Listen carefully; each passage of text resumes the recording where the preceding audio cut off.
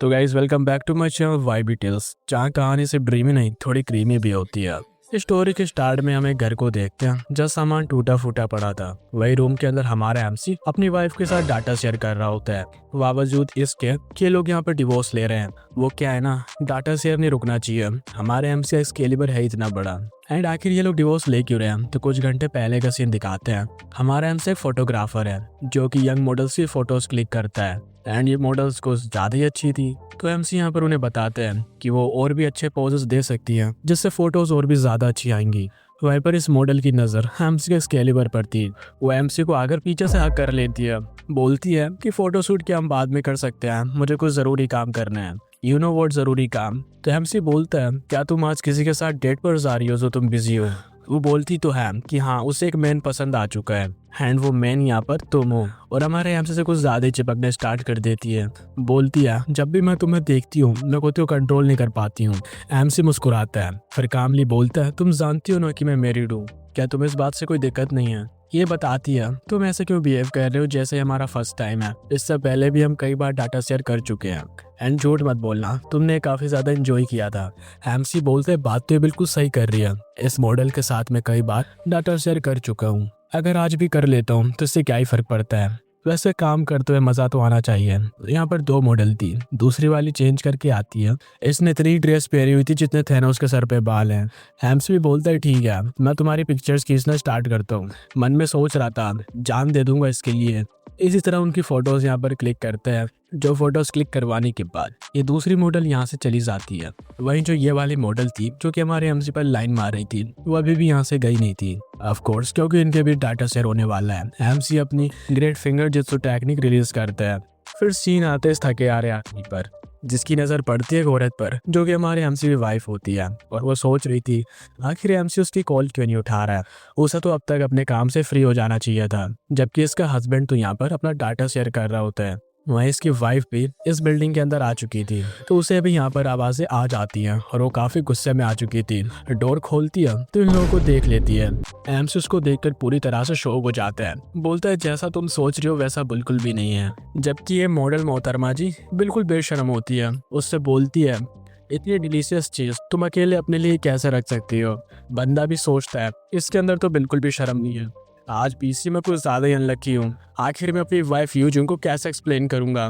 और सबसे बड़ी बात, इस टाइम पे यहाँ पे क्या कर रही है, अब ये पक्का से मुझसे डिवोर्स मांगेगी। हाँ, तो बोलती है कि उसे यहाँ पे डिवोर्स चाहिए। एमसी बोलता है सब कुछ खत्म हो गया। अब सीन इनके घर पे आता है जहाँ पे यूजून मिरर के सामने रो रही होती है कि उसका हस्बैंड उससे ज़्यादा किसी और को लाइक करता है। साथ ही उस मॉडल की बेशर्मी देखकर पता नहीं क्यों ये एक्साइटेड हो गई थी। हमारे एमसी के पास आती है कि चलो आखिरी बार डाटा शेयर कर लेते हैं। एमसी सोचता है मैंने गलत तो नहीं सुन लिया। ये बोलती है कि वो दोबारा रिपीट नहीं करेगी। अगले सीन में एमसी एक बिल्डिंग के सामने खड़ा था। उस बिल्डिंग में नया अपार्टमेंट ले चुका है क्योंकि वो दोबारा सिंगल हो चुका है। वो अपना सारा सामान अपने अपार्टमेंट में शिफ्ट करवा रहा होता है। तभी उसकी नज़र पड़ती है एक लड़की पर जो कि यहाँ पर रनिंग कर रही थी। सोचता है कि लगता है इस जगह पर मज़ा आने वाला है। वो उसके पास से निकलती है तो एमसी देखकर बोलता है, क्या माल है यार, आई मीन कमाल है इसकी ब्यूटी। तुमने क्या सुना, दोबारा सिंगल होना उतना भी ज्यादा बुरा नहीं है, क्योंकि एक दरवाजा बंद होने पर कई सारे खुल जाते हैं। यहाँ पे बंदे का इंट्रोडक्शन होता है एक मैरिड बंदी से जो कि उसकी नेबर है एंड कसम से बहुत ज्यादा ब्यूटीफुल होती है। बंदा भी बोलता है, ब्रो दिस इज अमेजिंग। वो अपने अपार्टमेंट में आता है जहाँ पे वो अपना सारा सामान जमा रहा होता है। तभी उसके डोर के बाहर से आवाज आती है जो कि वही लड़की होती है जिसको कि हमने अभी रनिंग करते हुए देखा था। एमसी भी बोलते हैं, तुम्हें मुझसे क्या काम है। वो काफी रूडली बोलती है, तुम्हारी हिम्मत कैसे हुई अपने सामान के साथ मेरा डोर ब्लॉक करने की। एमसी बोलते हैं, इसकी पर्सनैलिटी बिल्कुल टट्टी है बट देखने में काफी ज्यादा अच्छी है, एक गॉड है, एक बार दिला दो।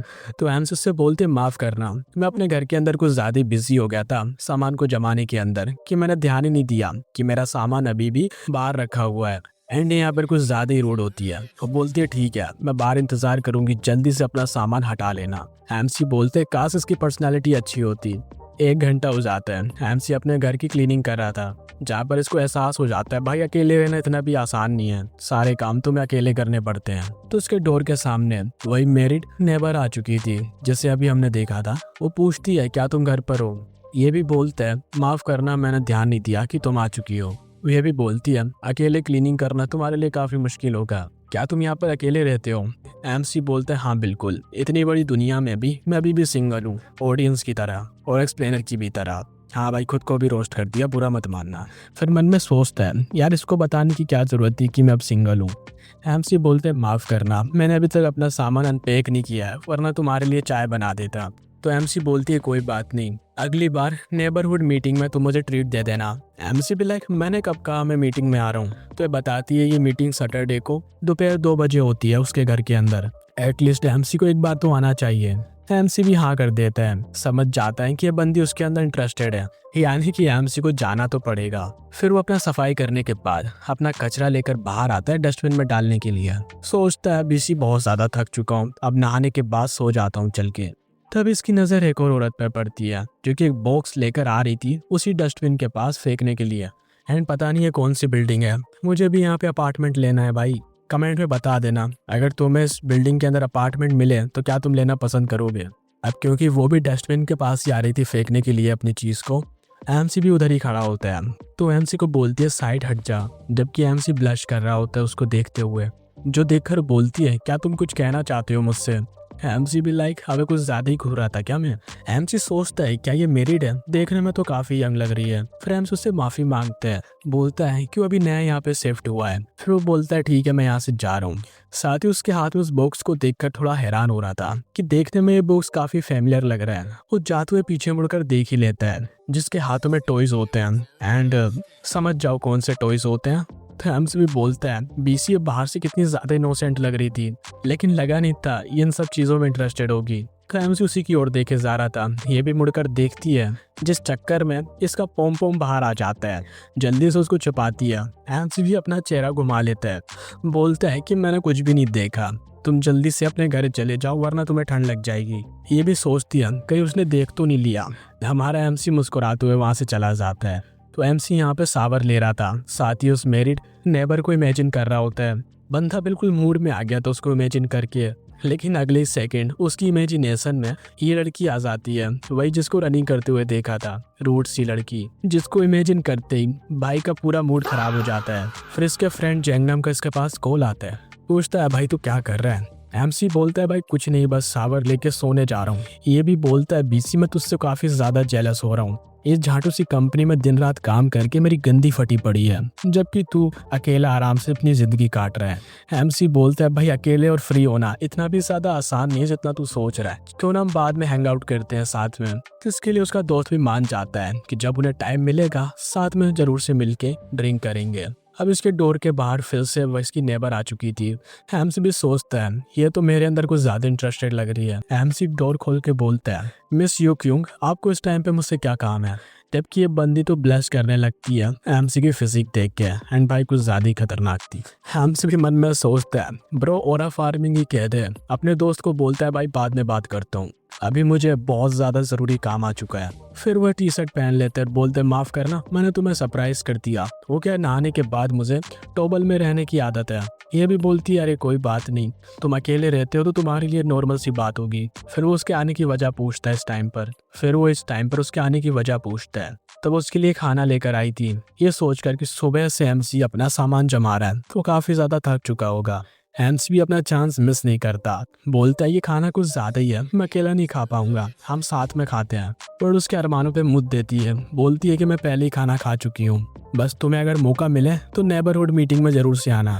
एम्स उसको देखकर बोलता है भाई ये बंदी बिल्कुल भी एवरेज नहीं है। फिर वो उसका खाना लेकर अंदर आ जाता है और वो भी चली जाती है। सोचता है कि इस रिप्रेजेंटेटिव ने काफी ज्यादा मेहनत करी है मेरे लिए खाना बनाने के लिए, अगली बार मुझे भी इसे अच्छी सी डिलीशियस ट्रीट देनी होगी। सैटरडे का सीन आ जाता है जहाँ पर वो मीटिंग के लिए तैयार हो चुका था। वो अपने नेबर के अपार्टमेंट के बाहर आ जाता है, ये भी दरवाजा खोलती है, बोलती कि हम बस स्टार्ट ही करने वाले थे।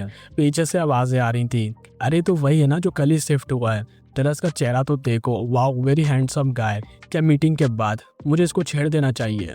ये बोलती है सभी लोग शांत हो जाओ, हम इसको देखते हैं, वही जो कल अपने टॉयज फेंकने आई थी। एमसी इसको देखकर बोलता है ये तो वही है जो कल अपने टॉयज डस्टबिन में फेंक के गई थी।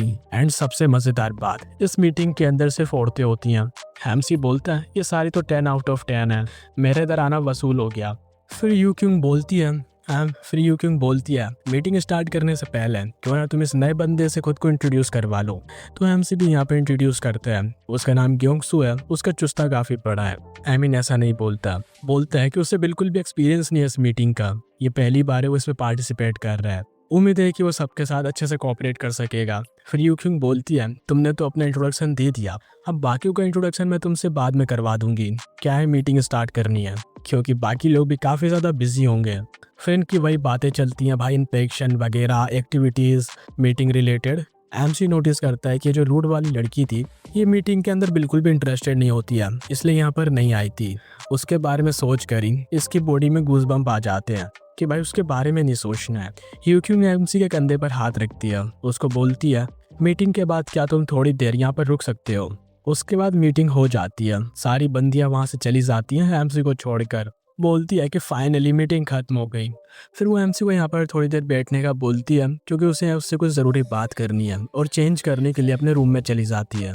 एमसी उसकी मैरिड फोटो देखते हैं जिससे उसे अपना रिलेशन याद आ जाता है। सोचता है आखिर उसकी वाइफ यूक्यूंग क्या कर रही होगी।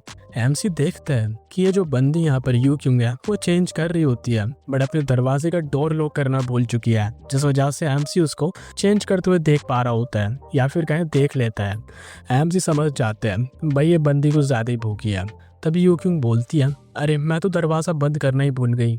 एमसी टॉपिक चेंज करते हुए बोलते हैं पिक्चर में ये जो आदमी है क्या तुम्हारा हस्बैंड है, देखने में काफ़ी यंग लग रहा है। ये बताती है ये पुरानी फोटो है जब हमने शादी करी थी तब की। हाँ तो उसने यहाँ पर एमसी को इसलिए रोका था ताकि एमसी अपनी इन्फॉर्मेशन फिल कर सके। आई मीन पता नहीं क्या ही बकचोदी चल रही है। बंदा अपने लिटरली अलग ही इमेजिनेशन में चला जाता है, होश में आते हैं। यूक्यूंग बोलती है हमारे पड़ोस में जितने भी लोग हैं ज़्यादातर सब यंग हैं, इसलिए हम ज़्यादातर आउटडोर एक्टिविटीज़ में पार्टिसिपेट करते हैं। एमसी बोलता है अच्छी बात है।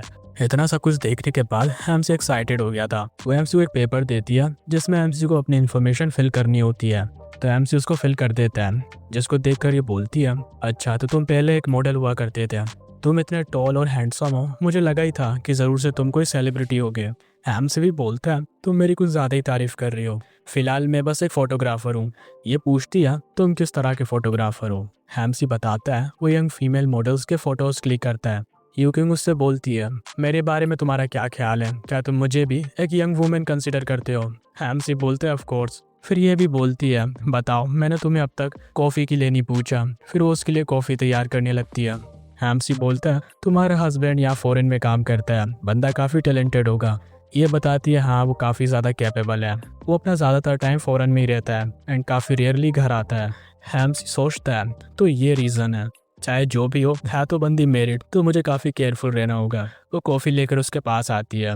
एमसी जैसे ही अपना हाथ आगे बढ़ाता है कॉफ़ी नीचे गिर जाती है। ये भी बोलते तुम ठीक तो हो ना। देन वो फ्लोर को साफ करने लगती है, पूछती है कहीं तुम्हें चोट तो नहीं लगी, क्योंकि कॉफ़ी काफ़ी ज़्यादा गर्म थी। एमसी बोलता है ये उसकी गलती है, उसकी वजह से कप टूट गया। ये बोलती है शायद से कॉफ़ी कुछ ज़्यादा ही हॉट थी जो तुम्हारे हाथ से छूट गई, तुम्हें जरूर से कहीं जल गया होगा, मुझे जल्दी से तुम्हारा ट्रीटमेंट करना होगा, जल्दी से अपनी पैंट उतारो ताकि मैं तुम्हें दवाई लगा सकूं। एंड लिटरली एमसी के पैंट उतार भी देती है। बंदा सोचता है इस सिचुएशन में भी ये ऐसे बिहेव कर रही है जैसे कोई बड़ी बात नहीं है, जबकि वो एमसी को दवाई मसाज करके लगा रही होती है, ये बोलकर कि ऐसे दवाई अच्छे से अप्लाई हो जाएगी। एमसी फिर से अपनी इमेजिनेशन में चला जाता है जहाँ पर उसको दवाई लगाने के लिए माउथ जुत्सु का यूज करती है। इतनी खतरनाक इमेजिनेशन के बाद बंदा बिल्कुल भी होल्ड बैक नहीं कर सकता था। तो एमसी उसके चीक्स पर हाथ रखता है और उसको किस कर लेता है। वो उससे बोलता है तुम्हें पता भी है इस वक्त तुम कितनी ज़्यादा अच्छी लग रही हो। इससे पहले बंदा अपने एक्सकेलिबर कनेक्ट करता, वो यहाँ पर उसे मना कर देती है। एमसी भी बोलता है कि क्या बात कर रही है, मुझे तो लगा इसको भी यहाँ पे अच्छा लग रहा है। वो एमसी को बोलती है प्लीज़ आज रहने दो। वो भी उसके अपार्टमेंट से बाहर आ जाते हैं। क्या ये सब इसलिए क्योंकि वो मैरिड है या फिर मैंने कुछ ज़्यादा ही जल्दबाजी कर दी है। वो बाहर आया होता है ग्रोसरीज लेने के लिए, तभी बारिश होना स्टार्ट हो जाती है। एक कपल को देखकर सोचते हैं वो और उसकी वाइफ भी ऐसी होती है अगर उनका डिवोर्स ना हुआ होता। हम इसके साइड में देखते हैं जहाँ पर वही रूड लड़की खड़ी थी, जहाँ पर ये बोलती है कितना ज़्यादा अनोइंग है, आज बारिश होने वाली है, इस बारे में आखिर कोई अलर्ट क्यों नहीं मिला। एमसी से बात करने का ट्राई करते हैं, मेरा नाम ग्योंगसू है अगर तुम बुरा ना मानो तो क्या तुम्हारा नाम मैं जान सकता हूँ? वो क्या, ताकि तुम्हें अच्छे से मैं एड्रेस कर सकूँ। वो अपना चेहरा दूसरी ओर कर लेती है, बोलती है कि उसका नाम जूही है। एमसी भी बोलता है बीसी से बात करना तो कुछ ज्यादा ही मुश्किल है। तो वो साइड में देखता है जहाँ पर सिर्फ एक अम्ब्रेला रखा हुआ था। उससे पूछता है क्या तुम मेरे साथ अम्ब्रेला शेयर करना चाहोगी? मन में सोचता है मैं अपनी जिंदगी में कई सारी औरतों से मिला हूँ, बीसी पहली बार इतना ऑकवर्ड लग रहा है किसी के साथ। हे ऊपर वाले, इसको दिलवा दो। एमसी की इमेजिनेशन फिर से चालू हो जाती है। सोचता है मन तो कर रहा है इसको खोपचे में ले जाकर इसकी सारी अकड़ निकाल दूं। ये लोग अपनी बिल्डिंग में आ जाते हैं। वो सोचता है कि उसे बस मौके की तलाश है जिसे उसे बिल्कुल भी मिस नहीं करना है, क्योंकि उसके लिए ज्यादा मुश्किल नहीं होगी कि इसको अपने कंट्रोल में लेने में। हाँ तो मैंने बताया नहीं, असल में यहाँ पर जितनी भी बंदियां हैं एमसी भी लाइक सबको क्लेम करना है। तो एमसी अपने अपार्टमेंट के बाहर आता है, जहाँ पर देखता है यू क्यों उसके डोर के सामने खड़ी होती है, उसका इंतजार कर रही होती है। सीन आता है अब इस बंदी पर जो कि अपने टॉयज का इस्तेमाल कर रही थी। यहाँ पर बोल रही होती है तो अपने बंदे के बारे में सोच रही होती है कि माफ करना, बट तुम अब मुझे खुश नहीं कर सकते हैं क्योंकि मुझे एक नया टॉय मिल चुका है, सिर्फ वही मुझे खुश कर सकता है। हमारे एमसी के बारे में बोल रही होती है एंड उसको इमेजिन करते हुए इसका माना हाई हो जाता है बहुत ज्यादा। एंड इसने डिसाइड कर लिया होता है कि जैसे भी करके एम्स के साथ इसको डाटा शेयर करना है। तो ये लोग एमसी के अपार्टमेंट में आ चुके थे। ये बोलती है मैं चाहती हूँ अपना काम खत्म करें कि ऐसे पड़ोसी हम लोग एक दूसरे को अच्छे से जान सकें। एमसी उसका हाथ पकड़ते हुए बोलते हैं अगर तुम्हारे पास टाइम हो तो क्या तुम मेरे साथ डिनर करना चाहोगी? अगले सीन में हम देखते हैं जहाँ पर ये लोग ड्रिंक कर रहे थे। बोलता है कि वो यहाँ पर एडवर्टाइजमेंट कर रहा था, तब उसे इस ब्रांड की ड्रिंक मिली थी, तुम आराम से पियो, मेरे पास अभी भी काफ़ी ज़्यादा बची हुई है। हाँ तो ड्रिंक करने के बाद ये बोलती है तुमने कहा तुम एक फोटोग्राफर हो, मैं चाहती हूँ कि तुम मेरी भी फोटो क्लिक करो। एमसी बोलता है लगता है तुम भी एक मॉडल बनने में इंटरेस्टेड हो। ये बोलती है जब वो काफ़ी ज़्यादा यंग थी तो उसे काफ़ी ज़्यादा इन्विटेशन आते थे एक मॉडल बनने के। एमसी बोलता है सोच लो कहीं तुम्हारी फोटोज़ क्लिक करते हुए मैं तुम्हारे प्यार में ना गिर जाऊँ। इसके बाद दोनों और भी ज़्यादा ड्रिंक करते हैं, माहौल काफ़ी ज़्यादा गर्म हो जाता है। थोड़ी देर बाद हम देखते हैं जहाँ पर यू क्यों एमसी को माउथ जुत्सु टेक्निक दिखा रही थी। तभी वो रुक जाती है और बोलती है कि वो यहाँ पर किसी के साथ अफेयर नहीं कर सकती। आमिर इतना सब कुछ करने के बाद बोलती है कि सिंपली उसे ये नहीं करना चाहिए, उन्हें एक दूसरे की बाउंड्रीज को क्रॉस नहीं करना चाहिए। एमसी जानता है ऐसा बिल्कुल भी नहीं है, वो यहाँ पे सच नहीं बोल रही है। मैंने देखा कि ऐसा तुम मेरे अपार्टमेंट के बाहर बिल्कुल भी खुद को होल्ड बैक नहीं कर पा रही थी, इवन कि तुमने अपना दरवाजा भी खुला छोड़ दिया था। तुम यहाँ पे खुद से झूठ नहीं बोल सकती हो। सुबह एमसी अपनी आंखें खोलता है जहाँ पर यू क्यों उसके उठने से पहले ही जा चुकी है। तो वो भी फ्रेश एयर लेने के लिए बाहर जाने का डिसाइड करते हैं। हम इसके फ्रेंड जैंगनम को देखते हैं एक बंदी के साथ कैफे के अंदर। तो इस लड़की का नाम सोरा होता है। जैंगनम बोलता है वो बात करने में ज्यादा अच्छा नहीं है, क्या सोरा उसके साथ डिनर करना पसंद करेगी? लेकिन वो टेबल पे हाथ मारती है और वहां से जाने लगती है। जैंगनम उसे रुकने का बोलते हैं तो बोलती है मेरी भूख मर चुकी है, और उसको इग्नोर मार के वहां से जाने लगती है। बोलती है मैंने आज अपना टाइम बर्बाद कर दिया, मेरे आसपास के मर्द इतना चौमू क्यों हैं? सामने से हमारे एमसी आ रहा होता है। वो कैफे के अंदर अपने फ्रेंड को देखता है, शीशे पर नॉक करता है। सोरा जब हमारे एमसी को देखती है तो उससे इम्प्रेस हो जाती है। बोलती है क्या वो उसके साथ नंबर एक्सचेंज करेगा। ये चीज जैंगनम भी देख लेता है। अगले सीन में दोनों एक साथ होते हैं और ड्रिंक्स बाय कर रहे थे साथ में। तभी यहाँ पर हम जूही को देखते हैं। एमसी सोचता है तो भाई बंदी है जिसके अंदर बिल्कुल भी मैनर्स नहीं है। तो एमसी यहाँ पे उससे बात करने की कोशिश करता है तो एमसी से बिल्कुल चिढ़ जाती है, उससे बात करने ही नहीं चाह रही थी।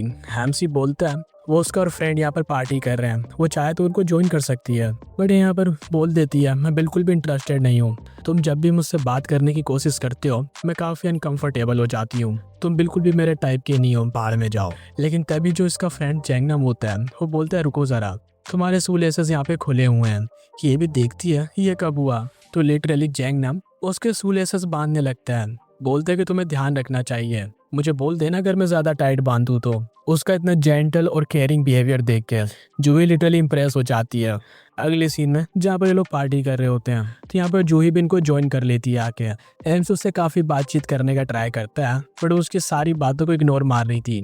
उसकी नज़र तो बस जैंगनम पर होती है जिसको देखकर ये ब्लश कर रही थी। मैंने सोचा था सारे मर्द यहाँ पे जानवर होते हैं।